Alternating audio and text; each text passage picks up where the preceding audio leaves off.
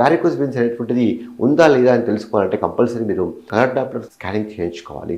చేయించుకున్నప్పుడు మీకు varicose veins ఉందా అనేటువంటి విషయం తెలుస్తూ ఉంటుంది అనమాట. వారికోస్ వెయిన్స్ ఉన్నప్పుడు ఏమవుతుందంటే ఇది ఈ యొక్క స్కిన్ మీద ఎఫెక్ట్ పడడం చేత మనకు ముఖ్యంగా ఎగ్జిమా అనేటువంటిది 3 రూపాయలు అక్యూట్ అంటే చాలా రసితో కూడుకున్నటువంటి యొక్క వాటర్ బ్లిస్టర్స్ వచ్చేసి అవి పగిలిపోయేసి కారిపోతూ ఉంటుందన్నమాట. దాన్ని అక్యూట్ ఎగ్జిమా అని చెప్పేసి అంటూ ఉంటాం.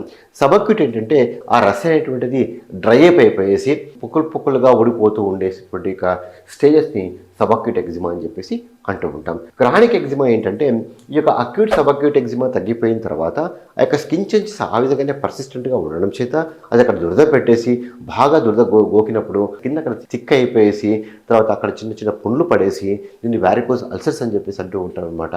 అంతేకాకుండా స్కిన్లో ఉన్నటువంటి ఒక ఫ్యాట్ మీద కూడా ఇది ఎఫెక్ట్ పడడం జరుగుతూ ఉంటుంది. అది నెక్రోసిస్ అయిపోయడం చేత అప్పుడు అక్కడ ఉన్నటువంటి స్కిన్ ఏమవుతుంది చాలా టైట్గా అయిపోతుంది అనమాట.